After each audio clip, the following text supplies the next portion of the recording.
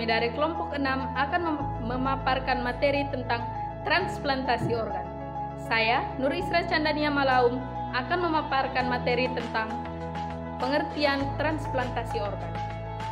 Organ di dalam tubuh kita bisa saja rusak karena berbagai faktor seperti cedera, penyakit tertentu, dan degenerasi atau penuaan.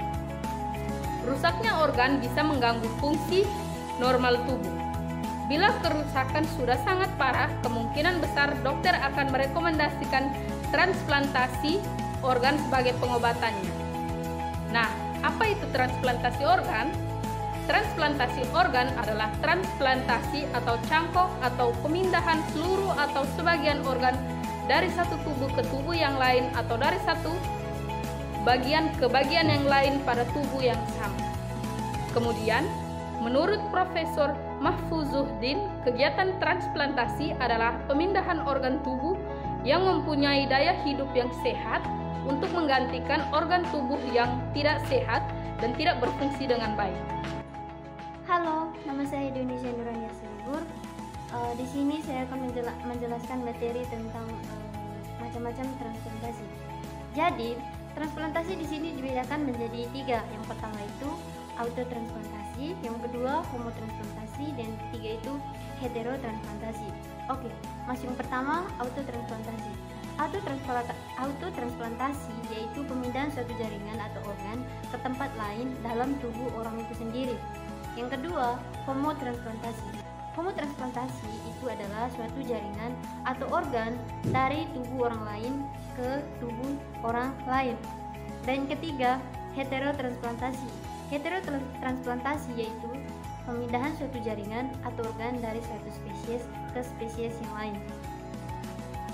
Halo, saya Agus Saudara Santos Nahar.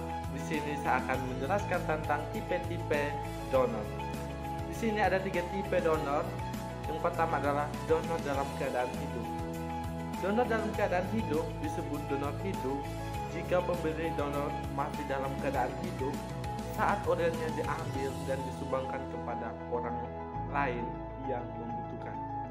Yang kedua adalah donor dalam keadaan koma. Donor dalam keadaan koma disebut donor koma jika pendonor dalam keadaan koma akan diduga kuat akan meninggal segera. Yang ketiga adalah donor dalam keadaan mati.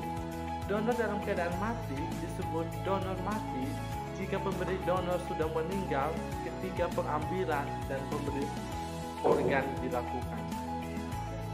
Halo, saya Maria Filomena Nengnule akan memaparkan materi tentang jenis-jenis transplantasi. Transplantasi dibedakan menjadi 2, yaitu yang pertama transplantasi dengan donor hidup, meliputi ginjal, hati, paru-paru, jantung, dan jaringan. Yang kedua, transplantasi dengan donor mati, meliputi mata, ginjal, paru-paru, jantung, hati, dan pankreas. Halo guys, perkenalkan nama saya Maria Kristakora Dinsasi. Di sini saya akan membawakan materi tentang transplantasi organ dari segi penerima donor. Yang pertama adalah autograf.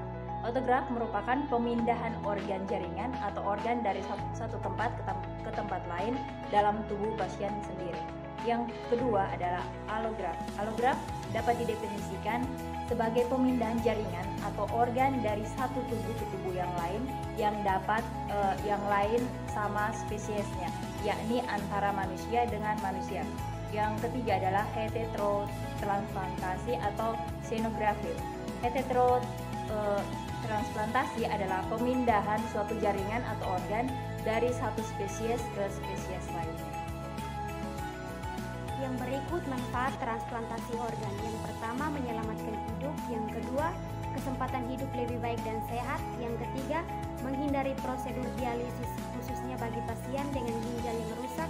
Yang terakhir, mengoreksi cacat bawaan.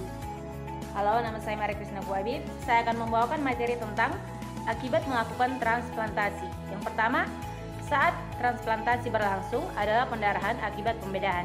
2. Pasca operasi adalah penolakan terhadap organ tubuh yang baru dan resiko yang terbesar yaitu komplikasi yang berujung kematian. Jadi, menurut kelompok kami, dilihat dari penjelasan-penjelasan di atas, transplantasi diperbolehkan jika keadaan pasien diharuskan segera melakukan transportasi agar dapat bertahan hidup.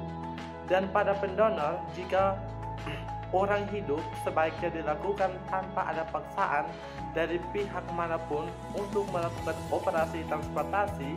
Dan pada pendonor, orang yang sudah meninggal harus meminta izin kepada keluarga pendonor yang sudah meninggal. Demikian presentasi kami hari ini. Sekian dan terima kasih.